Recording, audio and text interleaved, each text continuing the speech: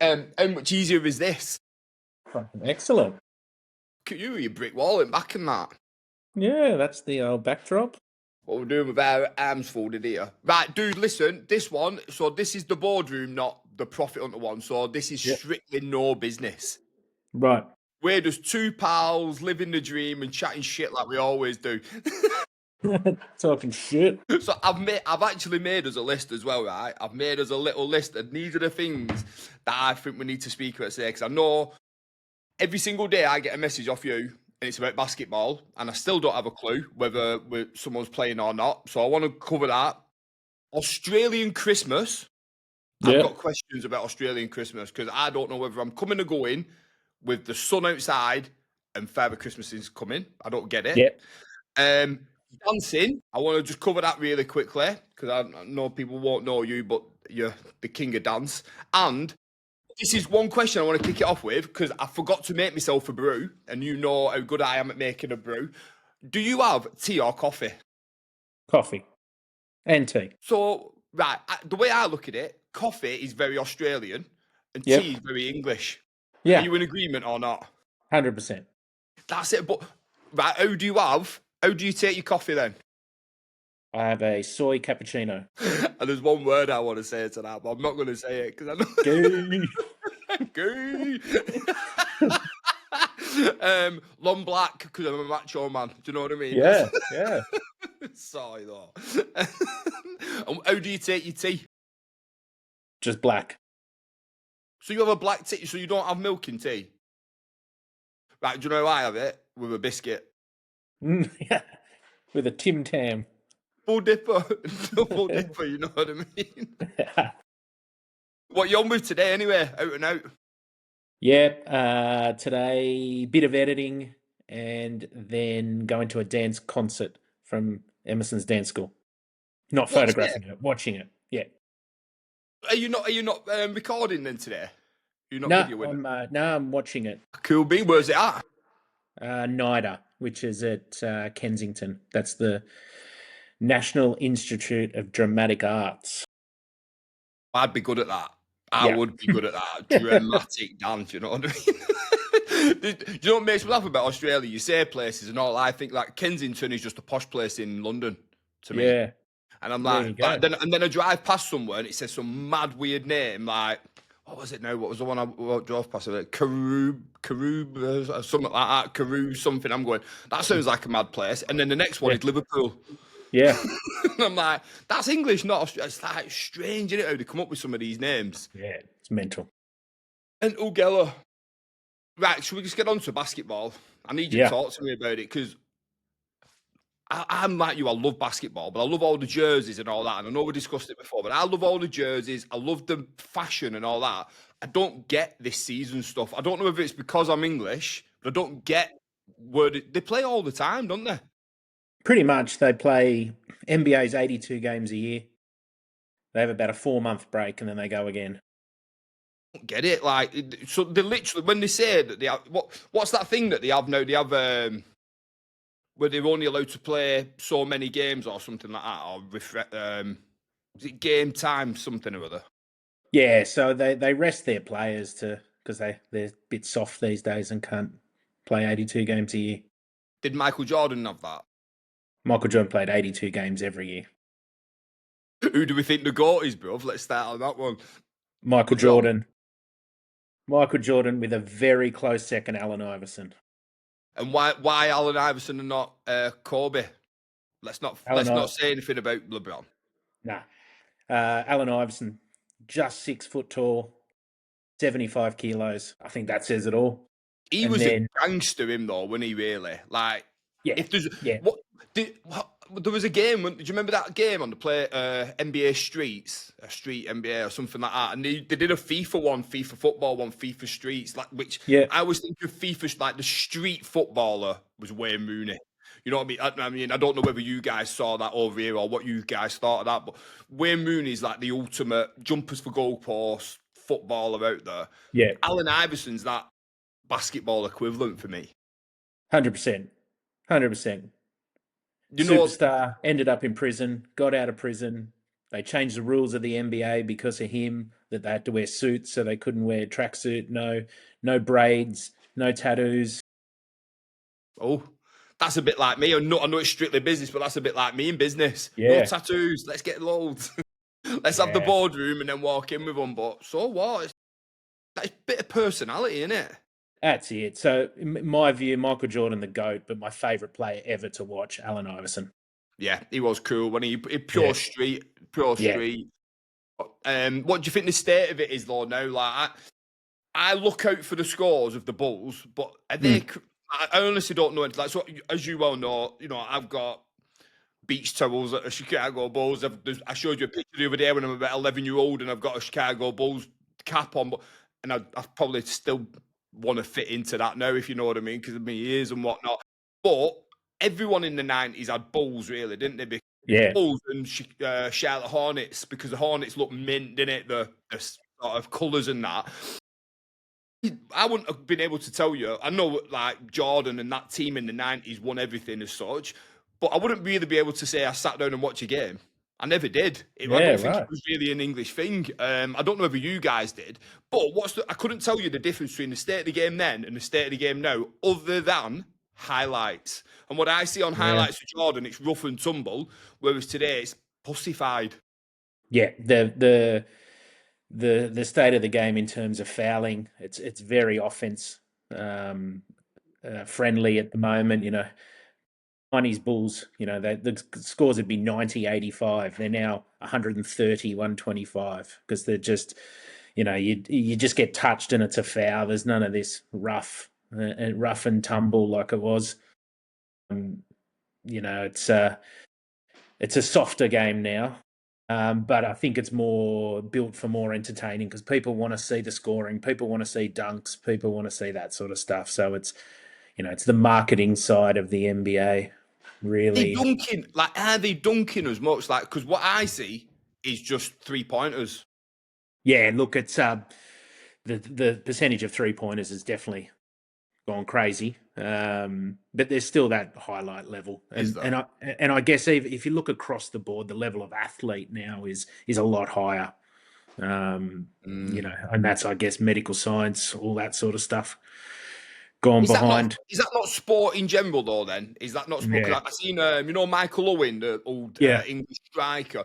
He did an interview the other week with Rio Ferdinand, and he was saying they were more in his era. The footballers were more skillful, and like had that flair and real football talent. Whereas now they're more athletes than they are footballers. I quite agree with that. If you can run fast and you're fitter, then they get the well, they do a lot more in the game. You just knock it past, run and tap it in the net. Sounds dead easy and simple. I know there's a lot mm, more to that, but they do. yeah, If you look at it, like my team, Bolton, we had a lad called JJ Okocha.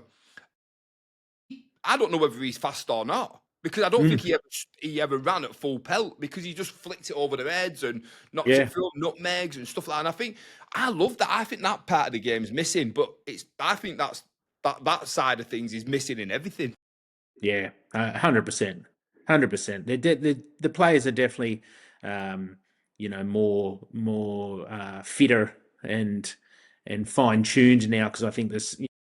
I guess back in the day they had one or two trainers. Now teams have got five or six trainers. Yeah. It's um, it's crazy, especially with basketball. You got 7 foot guys that can play like a small man, like Nikola Jokic, just an absolute freak. He looks so He's he huge, looks isn't he?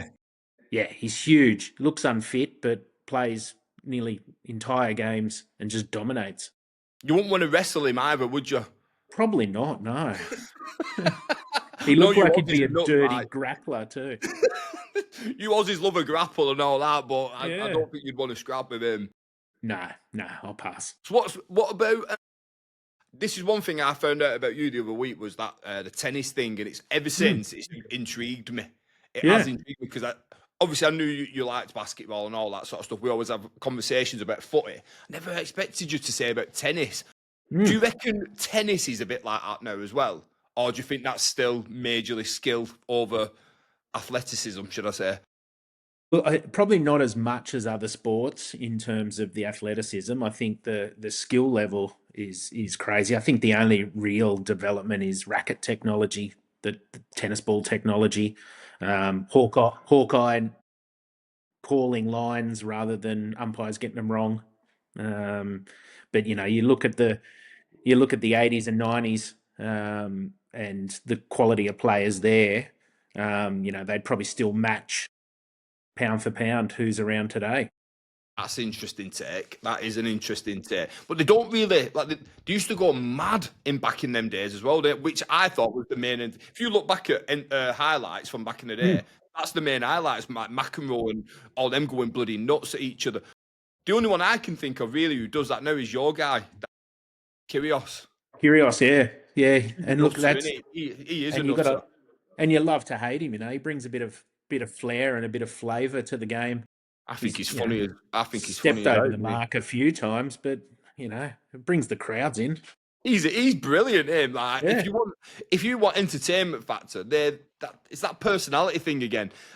And before we go on to Hawkeye and all that, that's the scary thing I think of the world at the minute. We just want we seem to want to change humans from humans to robots. And I yeah, think what my point was again, like with footy before, because it's going so simple, they go into it like, right, you get the ball, knock it past, go there, and in there. They're trying to oversimplify things. Like, so yeah, literally, they could take him out and put a robot version of him and say, program it in to do that. I yeah. want the personality behind it, me. I want that. I want people to get it wrong. Like the Maradona tricks and the Ronaldinho tricks and stuff like Mm. that. They didn't get it right every time, but was that not the fun side of it? Like even Yeah, R9, Ronaldo, he didn't do everything amazing. He just did 9 out of 10 things amazing, and I think that's missing in everything. yeah. And what I hate about VAR with football is you score a goal and you celebrate, and then you got And to you're not wait to sure see if it really is a goal, and you might have carried on like an absolute twat with your celebration, and then it's not a goal, and you just look like a dick. do it all the time, mate. Do it Yeah. all the time. But But I, do you not think that's ruining it? I've seen another one this morning because yeah, I've not seen this one, but Newcastle apparently just got a penalty, and Ferdinand's on saying that it's a joke of a one that apparently the referee goes over and reviews it, and he actually reviews it, and that it would be as clear as day apparently that it shouldn't be a penalty, but still awards it. And I'm like, it is shit. Like that to me, I've grown up on football. The only and do you know what? This so you might not know this, but my team Bolton Wanderers went down once. We got relegated from the Premier League because of a goal that was scored or went over the line or whatever against Everton. If it was for goal line technology, if they had goal line technology, then we wouldn't have gone down. They stayed up yeah, because I think it was a point difference. They stayed up and we went down. If yeah, it was goal line technology for that time, so we were kind of the ones who were pushing for not that. We were pushing for goal line technology. yeah. I think that's a must. The And goal that's line all we technology. needed. Yeah, Everyone wanted goal line technology. Frank Lampard did one in with the World Cup in Germany, scored, and it mm, never got given. yeah, It changes things. So if you have goal line technology, which I think everybody in the world would say, let's get that, then they've gone one step further and said, I tell you what, every single decision that's ever made, we're going to make it via someone sat in a room on a computer. yeah. Who even wanted it? I don't know anyone who No, actually wanted it. no. I think a lot of it comes down to the gambling agencies. They can win and lose a lot of money based on a bad decision. Decision. Yeah. Yeah. So Word is cash is a fiddle. yeah, 100%. That, there's a lot of gambling in this country as well, isn't there? In Australia, that's one thing. Oh, There's it's part of everywhere the you go. culture. It's mad. Yeah. I don't get half it. Like we have in England National Lottery, and we obviously have bookies and stuff. But you guys are on another level to Yeah. what England We've is all got apps on our phones so we can bet on any sporting event. ever. Yeah. I went to the local RSL with my missus and my mum and that sort of, and went to the RSL, and I'd never been in this room in the RSL. It was somewhat downstairs, and they must have had 50 tellies on the wall. Yeah. Horse racing, what's it called? Dog racing, cars were on. There was something else. There were about 5 or 6 different things that you could bet on. And then there's that, is it Keno? Yeah, Keno. Keno's on. I'm going, right, how's that? So I looked at Keno, thought I'm going to put one of them on. And there were about 10 different games just on that. I Yeah. didn't end up putting one on because I was like, I have not got a clue what I'm putting on here. Yeah. So you didn't lose. Brilliant. I didn't lose. Exactly. I walked out of there, not a loser. So I'm Yeah. happy. Yeah. So, but how many things could you actually bet on in here? It's all the time, isn't it? Yeah, like I bet on the basketball, and I'll be betting on a certain player to score under or over a certain amount of points, how many rebounds they get. I had a It's mate back home, and he would gamble. Honestly, we would laugh our heads off. Like, obviously, be having a drink and be up until the early hours. Didn't even work right. So people who would know me back home will know exactly who I'm on about. But he would bet on anything. Like, he'd be betting on Brazilian football and stuff like that. There were teams we've mm, never even heard of, or Indian football. Some tennis mhm. player that's like I didn't even know they had leagues and that, but a tennis player you've never even heard of. Do you know what I mean? And I'm like, who are you betting on now? It's like Yeah, I'm waiting for this tennis player to see if he wins, and you're like, what? He would love it here. yeah, it's like yeah. it's like heaven. Like it'd be like a harem. Yeah, brilliant. It's mad, isn't it? Yeah. Absolutely mental. But in England now, there's like a massive thing about gambling addiction and stuff. Do they not really have? Do they have problems with it here as well as? Yeah. It's a huge problem. It's a huge problem.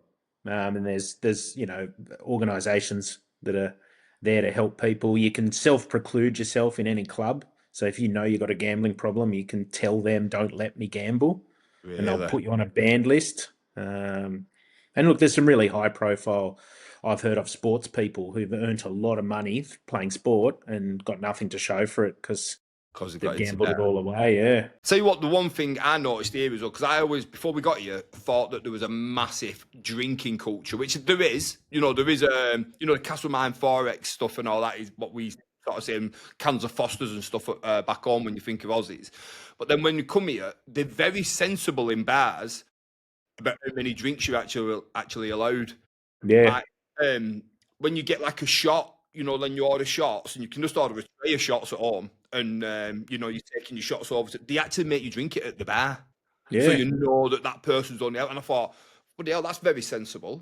Yeah. I didn't think Aussies were sensible, and I'm not putting you down there. I thought Yeah. that's too sensible for the Australia I thought I was coming. I was coming to. Yeah. Yeah. But yes, same massive drinking culture, but there is a lot of restrictions in place to help us. To help you drink more, but just Yeah. sensibly. Yeah. Yeah. I love it. I love it. Yeah. That's just mental. Right. Talk to me. What am I supposed to do on Christmas? Like, I've got family over. Like, seriously now, do people literally go? Because I keep getting told to go Mm. to the beach on Christmas Day. Yeah. Yeah. So Bondi Beach, which is in the eastern suburbs of Sydney, a lot of like backpackers and internationals who are out in Australia without family, they do a massive Christmas Day on the beach there. Yeah, look, I mean, it's obviously very different from where you're from, where it's cold and probably snowing. To we get a hot day, so the whole idea of a big roast dinner or whatever is, you know, families still do it, but there's a lot of seafood eaten. Um, you know, yeah, go to the beach, have some drinks, chill with family. Um, Do you have like we have a traditional turkey dinner? Do you actually have the turkey? Like, am I going to be able to get a turkey? yeah, 100%, hundred Right. percent. Thank God for Yeah, that. there's still that tradition of the baked Christmas dinner, Yeah. but it's sort of coupled with seafood. Like if the fish markets in Sydney are open for like 72 hours straight in the lead up to Christmas because people are getting oysters, prawns, fish, whatever for Christmas Day. I was just bothered about like the traditions of it and stuff like that. But because when in Rome and all that, I'm thinking, what are the Aussie traditions? And people keep saying, going to the beach, and I'm like, wow, Yeah, like it's mad. It's going to be weird for us this year, this being our first one. But I'm actually looking forward. I'm going to miss bits at home. Don't get me wrong, yeah, because it's massive for us, and you sort of go around and visit family, which is crazy because you literally live on the doorstep of each other. You're just going around to see everybody. You nip to mm, the pub for a pint. Here, if I was coming seeing you for Christmas Day, what you're talking 2-3 hours at your journey, aren't you? You literally don't live that far away, really. yeah. Do you know what I Yeah, mean? And exactly. if you were going visiting family, it'd take you all day to probably see one family Yeah, member. yeah, it would. Yeah, and everyone's out on the roads. Our family, we go to basketball on Christmas Day. Brilliant. The Sydney Kings, who we are massive fans of, 3 years ago now, started the tradition like they do in the NBA of Christmas Day games. That's a good idea. Because Yeah. I'm guessing you'll get families all meeting in that central location. Yeah. Yeah. So Mm. that's our Christmas day. We have a lunch and then head on in and watch the basketball. So what will you do? Have your dinner at home? Yeah. Yeah. Yeah. We'll do a lunch. We'll get up, open presents, do all that sort of stuff, have a lunch, then head off to out to Homebush where the Sydney Kings play. Have you put your Christmas list into Amanda right now, or what? Does she know what you want? She knows what I want. I bet it's not cheap. And if you No, tell me it's a new camera, I swear to God, the amount of cameras you got, I'm gonna cry. a lot of it's camera related or NBA basketball jersey related. Shock. Absolute shock. Yeah, Which jersey do you actually want, dude? What's your? In fact, no. I, What's your I prize possession? Your prize jersey that you've oh, got on there? I've got a signed Larry Bird jersey, Wow. which is probably the cream of the crop of what I got. I've got about 7 different Allen Iverson jerseys. I try and collect all the Aussies who've played in the NBA, their jerseys. So I've got a Is the Luke one? Longley. Is there an Aussie now for the Bulls? Yeah, Josh Giddey. Giddy, that's it. Yeah, he's only a Josh young lad, Giddey. isn't he? Yeah, he is. So he played in Adelaide in our comp, the NBL, and then he moved across. He played for Oklahoma, and then they let him go just before they won the championship year in Oklahoma. But he's absolutely killing it at the Bulls now. Is he a good player? I seen certain bits and pieces for it, and it's like they were sort of praising him and that. I know the Bulls are nowhere near sort of the heights, are they? Yeah, no, he's a great player. He just passed Kobe Bryant on the triple double list for Wow, his career already. So yeah, he's a great player. bloody hell! How old is Yeah. he? 23 or 24, and a young 23, fella. and he's just passed Kobe Bryant.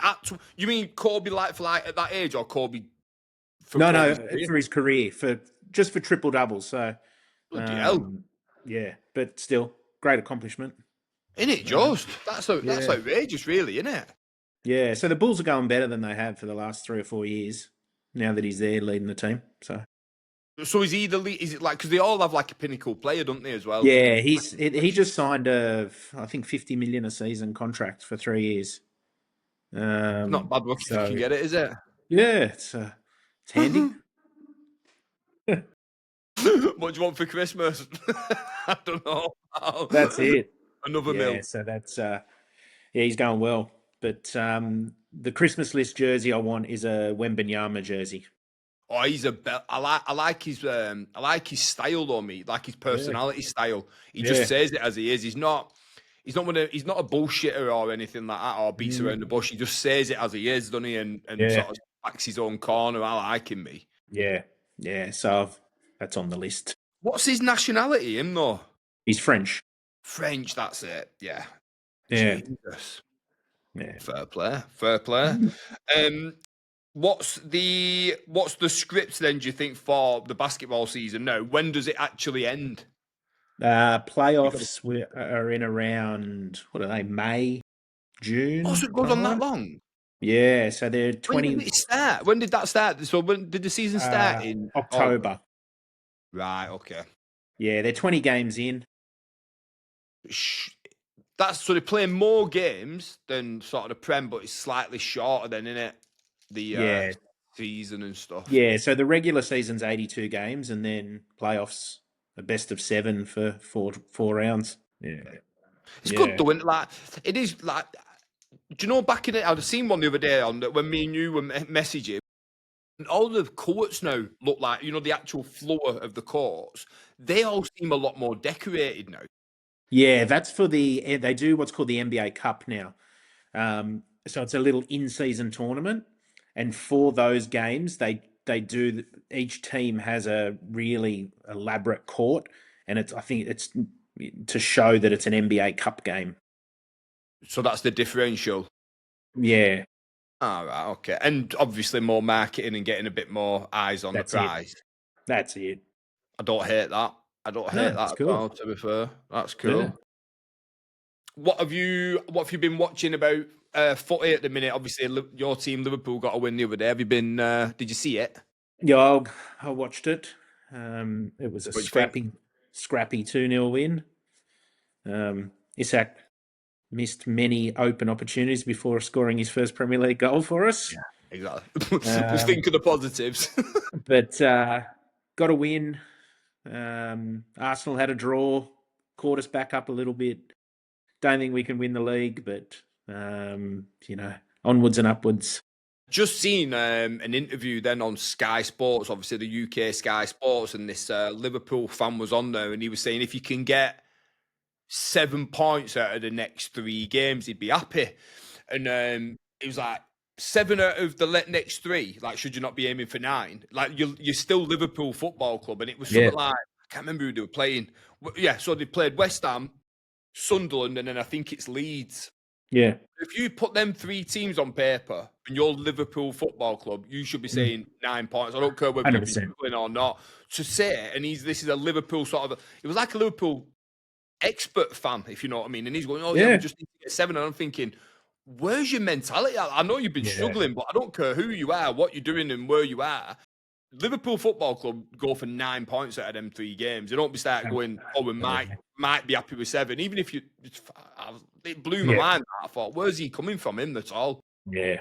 So I guess it's looking at the bad run and then just hoping it gets a little better, not heaps better. Get on with it, you pussy. Do you know what I mean? Get on with it and start attacking properly. Like, what's your thoughts on the Salah thing? What's your thoughts on dropping Salah last game? Yeah, look, I think you can only go off past performances, and he hasn't been performing like he did last year for whatever reason. Whether it's a change of personnel around him, whether he's just in a form slump, opposition have worked out how to cut him off, whatever it is. But you can't keep flogging a dead horse. So no, I think it's the right decision. I said it a while back. I said it's not dropping because you think he's crap. Just drop him because he's bad. Like, he's in bad form. Like, I actually think taking him out of the team does him a favour as well as Liverpool. Absolutely, make him hungry to get back in. Yeah, exactly. And you show this will actually show you the calibre of the person as well. I mean, I'm not being funny. For me, he's nowhere near a Rooney level, right? Like, for me, Rooney's like the god in that sort of respect. Like, the attitude of him, the way he was, the character, the person. You put Rooney on that bench, he would have just done it. He would have been like, I'm getting on that pitch and I'm showing you what the fuck you've done by dropping me. I hope Salah does that because it'll help his team out, his teammates. And it shows like people argue and say, like, is he a legend? Is he this? And, is he in the Premier League team of the team of the year and stuff? For me, he's not, but this will sort of get him into that higher echelon, if you like. He does that. But I don't think at his age, who says that you have to play every game? Yeah, that's it. Anyone who walks in, like, the team is bigger than that one individual. No one should just walk in. Even like the likes of Alan Shearer and that, they were all dropped. Like, if you're playing shit, get dropped and then put your way back in. I think it's a bit mad where people start getting a bit uppity about it. Like, just get on with it. And I think a lot of it comes down to the money in the game now too. You're paying these guys ridiculous amounts of money, and you've got to. You don't want the backlash of he's a bench player and you're paying him $300,000 a week. Do you not reckon he's going to Saudi though anyway? Nah, I don't know what's going to happen to him now. His value's dropped at the minute. The peak of his value was the end of last season. So, the Saudi dollars are there though. So they're the men with the money, aren't they? That's it. It's just whether you want to, as a football player, go and play a lesser league and earn more money. It's that. It's more relative to his sort of culture, though, isn't it? I guess. Yeah. Like, so that neck of the woods. I think that's the place for him to go and sort of see his final years out in as a pro. He's not done Ronaldo any harm, has it? So maybe he's not going to be lasting for too much longer. They do need a poster boy. Maybe he's the next one. Do you know what I mean? I think it'd be good all round. When you say, like, go to him, people get all upset, like, that you're slagging him off and stuff. And I think, why does it matter? Like, there becomes a point where you go and do something else. Yeah. I don't see the issue. But I want to share this, right? What do you reckon about this formation for Liverpool now? So I would always play a 4-4-2, right? So whatever you do, I'd have that back four, what it was the other day, and I would start Kirkes because, you know, like even so you've got three centre-backs in that Kirkes. You can always swap Andy Robertson because he's not one for the future. He's just there as a steady head. I'd have him like helping out Yeah. Kirkes to make him a better player. Then I'd have Zobo and Gravenberch in the middle. I'd have Verts on the right.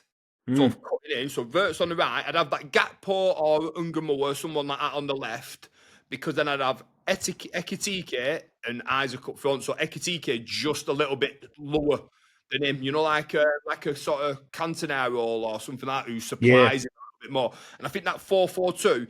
But the other one is you can switch it up a lot more as well, because I think that Gakpo is actually better through the middle than he is as a Mm. left winger. I think when they were saying about getting like, you know, another striker and stuff, I'm going, that Gakpo's he's a brilliant striker. Him, if you played him Yeah. at the top in the middle, he's better than he is a left winger. Yeah. Do you Yeah. know what I mean? What do you think of that one? Yeah, I think it sounds solid, and it'll help. It helps two ways, doesn't it? Because the biggest problem for us this season has been that defence, and I don't think it's our back line that's the problem. It's the gap between the mids and the back line is putting too much pressure on them. So having that formation at least allows one of those mids to drop back in, help out, like what Jordan Henderson used to do. So Yeah, underrated as a player. Um, he's flying now. yeah, but he used to play that role so well, where he just, if he saw the danger, would just drop back in behind those mids, clear the ball back out. And we've lacked that this season. I think last season we got away with it to a degree because we were just an offensive juggernaut last year, so we didn't really have to defend. Um, Liverpool defended from the front as well. They always have done for the last sort of like 10 years with the likes of that Mane. Then yeah, that Diaz took over that role. yeah, Darwin Nunes. I liked that Nunes. I think he was a yeah, very good football player. He was a nuisance. You wouldn't want to play against him. You just couldn't hit a barn door. yeah. That's it. No, That's it. that was the only thing. So his one job that he was actually employed for, he couldn't do, but he could do everything else pretty well. I don't think defenders, if you asked them, would say they enjoyed playing against him. I think he would have been a bit of a nightmare. Yeah, But then you just knew he couldn't. He couldn't hit a barn door, like he couldn't score, could he? But all the rest of the stuff, and I think that's what they're missing. That rough and tumble. You've got to stop being nice. yeah. Stop being nice and be a bit of a pain in the ass and put your Mm. foot in, aren't you, and make it hard for people. Yeah, yeah, really do. So they've just got to, I think, go back to basics, or Slot will have no job soon. I know. What do you think? Do you think they would let him go? My thought would be if we get to sort of midway through Jan, when we play Arsenal again, and if we're Mm. still in this slump, sitting down the bottom, that might be the end. But to sack him short term now, why? You got Yeah, I don't see the difference. Yeah. your only option at the moment is probably Aussie Ange. Um, in Are an you plugging the Aussie? Yeah? You want an Aussie yeah, in the pool, right? Okay, okay. I hear you. boyhood Liverpool fan, Ange. So Do you know him well or um, something? Are you trying to plug him in? Get the mate don't in. know him, but it's I love how teams sack managers when there's no on paper more quality manager available. So you really it's just doing it out of spite, I think, to or make a point. No, I Um, don't really get it. I mean, there is something now where you look at like even United and that, you know, not sacking hammering. It's commendable. Like I personally, I hate United because of where I'm from. Obviously, I'm from up north in England and that, but I hate United.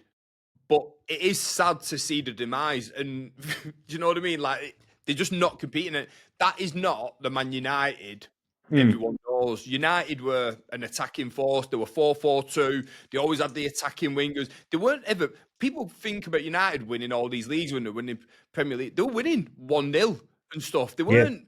They weren't sort of like where City changed the thing and City going yeah, out beating 5-0 all the time. They probably would have had one or two scores out. But United won 1-0, 2-1, things like that. They weren't always pretty. It was very direct, very straight, and yeah. they just got the And job the done. And that's what I and, remember United being.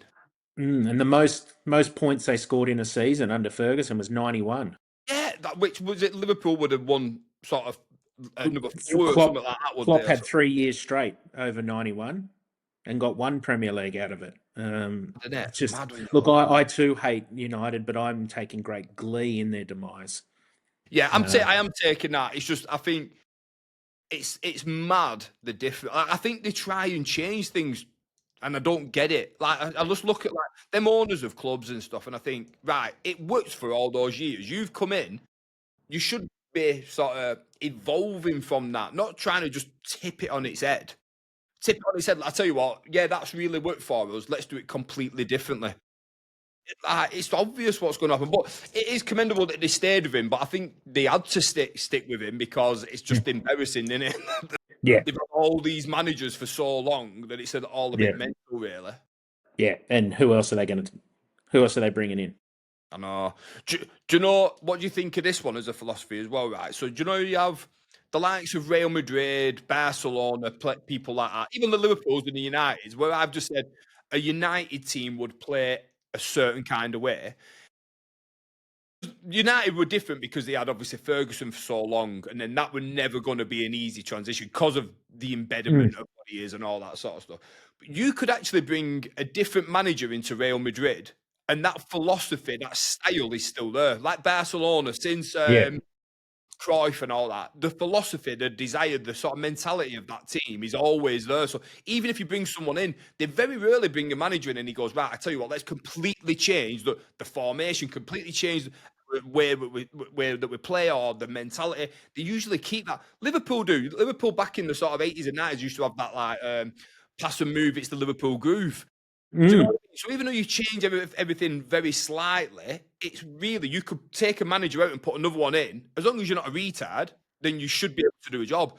Now, my point on this one is they've got a manager now in Amarin that's completely like for me, it is so unique that formation. It's such a unique way and style of playing that that's why they're struggling because these players just don't understand it. But I'm yeah, not convinced that there's a million players that actually would understand it. Like, so you're bringing people in and you're going, right, you might have played that way over there, but over here, we play this completely new, different way. And I think yeah, that's the difficulty. I don't yeah, know. Like, so even if you change it now, you're going to go, right, I tell you what, we get a new manager.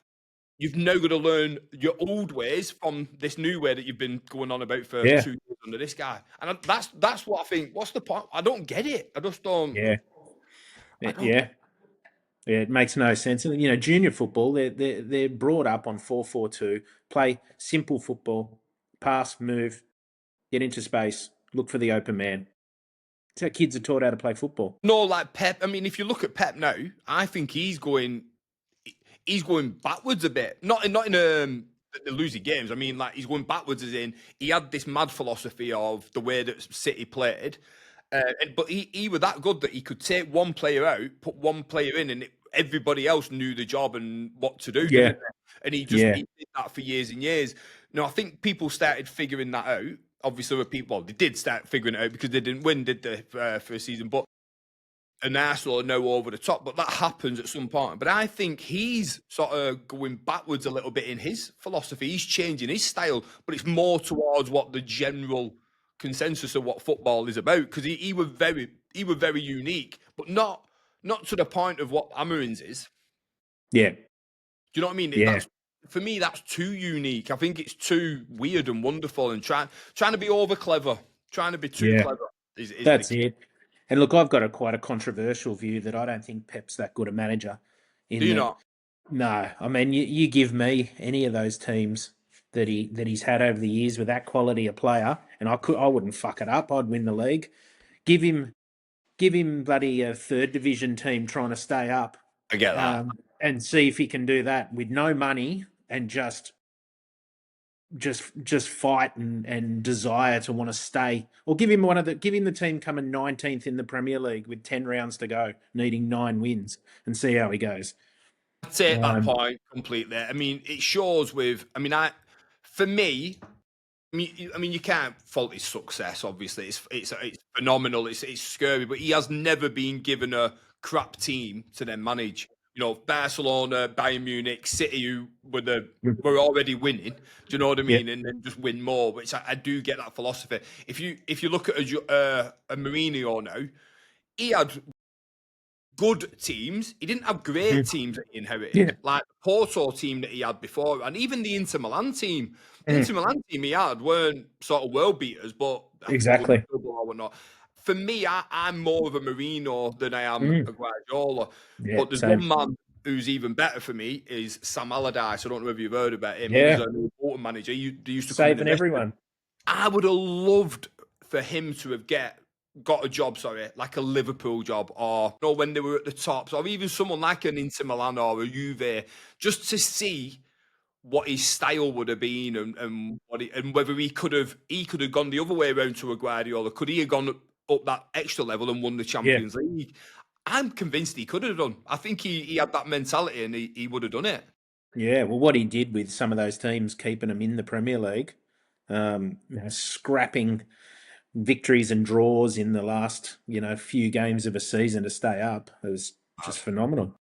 I mean, for us, we had the heights. That's when we had the likes. We had Yori Djorkaeff, Hierro, Campo. We had these mad players. We were going away to Bayern Munich and drawing with little Bolton. You know what I mean? And it's that. But I'm not convinced we'll ever get those days back as a Bolton, as a team, as a fan. I don't think we'll ever get those days back. But the great memories to have. But I would have loved to have seen him do it. It happened to one of our managers back in the day, like mid-90s. We had a manager called Bruce Rioch, and he went to Arsenal. He got us promoted. I think that was the first time we went into the Premier League. We used to beat sort of Arsenal, Liverpool, Mm. Everton in the FA Cup. We were sort of like giant killers, even though we were down in the Championship or like League One, what it were back then. And our manager got poached by Arsenal. He had a big falling out with Ian Wright, but he went to Arsenal and he failed. But he were a brilliant manager, Mm. superb. And I sometimes think that step up to sort of a giant can have the Yeah. other side Yeah. effect. But Well, I always there's wondered more about that. pressure, isn't there? Yeah, but I don't think he'd have been bothered about the pressure in. Mm. I think he'd have been sweet as a nut. Bless his heart. What are you on for the rest of the day, dude? What's going on? I will be Editing and dancing. heading in, watch a show, come home. Got a mountain of photo editing to do, and then have a beer. That's a shock. That is a shock, that mate. I'll guarantee I'll get a picture of that book anyway. You will. Fine anyway. But how good were my pictures the other day, dude? How good were they? Yeah. I Sick. just they say you can't polish a turd, but Obviously. but I can. You're not Yeah, what you no, told. they That's not what you told me while you were clicking. they came out brilliant. I think we captured your personality in a shot.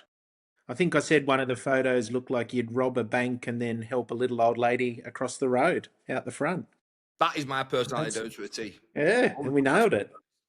Exactly, mate.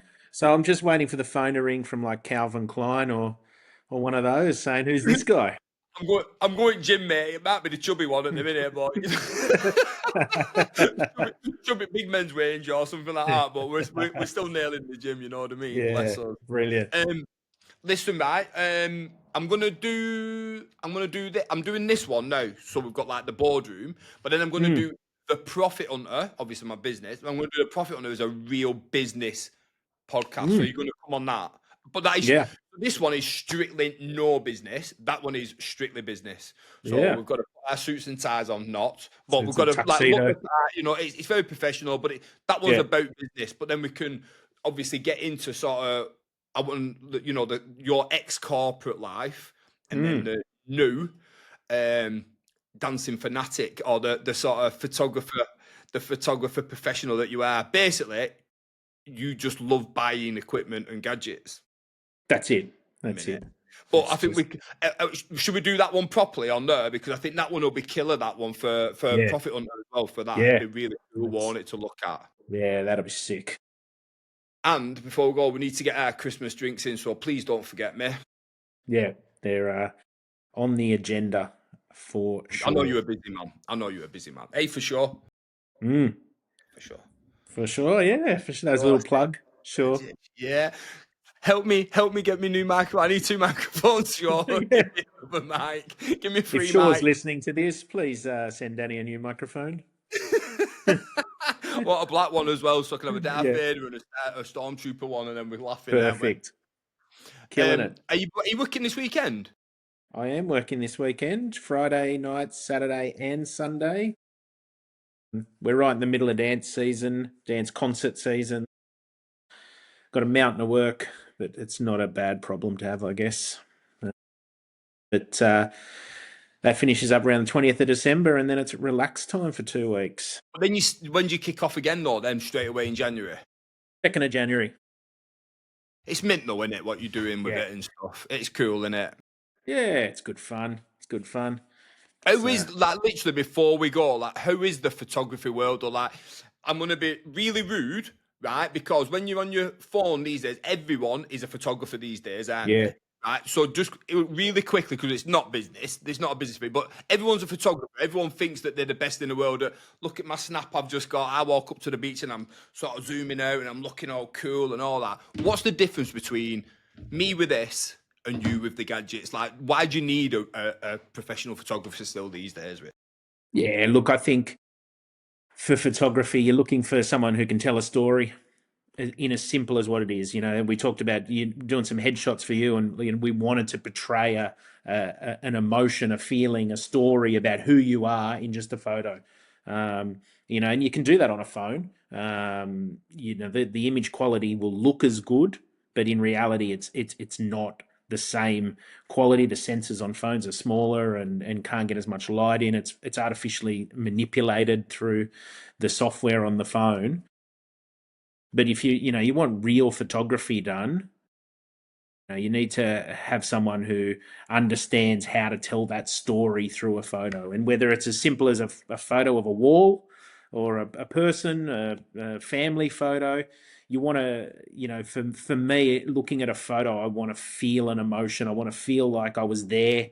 And read into that and have it tell me what it wants rather than just I'm snapping away, taking some shots. yeah, And it's some people are great at it with phone. Like there's a whole market out there for phone photography, and you can do courses in how to take great iPhone photos. But it's understanding what you're taking is the key rather than just snapping away. With AI being so prevalent now, it's can do a lot of things for you. And talking to some people in the industry, they're worried about AI. And are you it's going worried to take. about it? Nah, it'll never be able to do have the human element No, that's what I of, thought. and that's with anything in life. Is there needs to be a human element for there to be a real connection, a real feeling, a real emotion. And AI is never going to get to that because it's all computer driven. It may pretend like it expresses emotion, but it's not real. So for me, that's where it's at in the photography world as well. Is you get that human interaction and the ability to, like with you, we're like, this is what we want to do, this is what we want to show, and we were able to achieve that because we had that human element involved. That's what you're doing every week in, week out, in it. Like with the dancing. No disrespect to anyone who thinks that they can go to a show and just take a picture and it be cool. You explained it to me the other day, and there is such a unique, like like we had a conversation, didn't we, about it, the settings, for instance. You're saying these are the settings that I need, and there is a real reason why you're saying you need those because you know what it takes to get the shot and the caliber of the end product, the end result. So you're not making a mountain for yourself later on. You know what I mean? You know what it takes to take that snap because ultimately, really, even though it's your business, they're not for you. The snaps you Yeah, take are not for you, are they? They're for yeah, they're for individuals. everyone. But More. yeah, but I get the joy out of some delivering the photos to people, and they look at them and go, "That's cool. I love that. You caught what I wanted." the ability with a camera over a phone, and the phones do have some functionality to change settings and stuff, but the phone will take a photo one way and then you can put a filter over the top of it to make it look different. Where with a real camera, you can take the same picture 10 different ways by changing the settings, by how much light you let in, how fast you have the shutter. I mean, when we did your shoot, if people saw behind the scenes of how we got some of those, we had Gemma standing up on a table with a light over your head, and we were, and the end product looks a certain way, but people don't, you really want to sit for people to see how we got that. It's mad. It is mad. Yeah. Yeah. If Gemma was any shorter, it would have been even more of a struggle, wouldn't it? Yeah. We would have Giving needed her a a ladder. video. We needed Amanda for it as well, but no, Yeah. it was, but it's fun. Do you know what? It was a good laugh though that day as well, wasn't it? It Yeah, was good. absolutely. We weren't doing it for anything massive, were we? You know what I mean? We needed a couple of headshots, but we ended up doing a bit more because we were actually Yeah, having fun with it. Like I could that's see it. the joy. Them shots were not for you; they were for me. But I could see that you actually do enjoy what you do, which I think is massive. Absolutely. I know we'll Absolutely. discuss all the sort of corporate versus passion stuff on the Profit Hunter, but that sort of thing is commendable. I just think people should do more passionate stuff. Do you know what I mean? That's It's it. shit all in And it. for me, the greatest feedback and compliments I get off people are not so much about, for me, not so much about the actual photos. I love hearing that people like, we loved having you there. We loved your interaction. You made it fun, because not people don't like being photographed most of the time. It's awkward. You especially if you're getting portrait shots done, and you're there and you're like, I'm not used to this. I don't like it. So it's that real ability to make people feel comfortable. Yeah, it is. And then you get the good shots. And the more comfortable you make people, the more relaxed they become. So when I get feedback about my photos, your photos are great, etc. It's great. I love to hear that. But what I really want to hear is the experience we had was amazing, and thank you for that. And that's where I get reward out of photography. And do you know what it is? I'm going to finish it off with this. Do you know what it actually is? It's not just Trent, it's the personality. It's your personality that's doing it. Personality, I don't care what anyone says, personality goes a long way. That is the most important thing. No matter what you're doing, put your personality behind it. Because love it or hate it, at least you owned it because it's you that's Yeah, doing it. That's it. that's it. Personality is the key, innit? 100%. 100%. Nail Right, on the brother. head. Let's finish it there. Much love. Great to speak to you again, as always. Yeah. And I'll probably hear from you tomorrow about what game I'm not watching. But, There's keep one just plugging it. started 19 minutes ago. Shit, sorry, so I've kept you. Are you fuming with me? No. Much love, brother. Right. So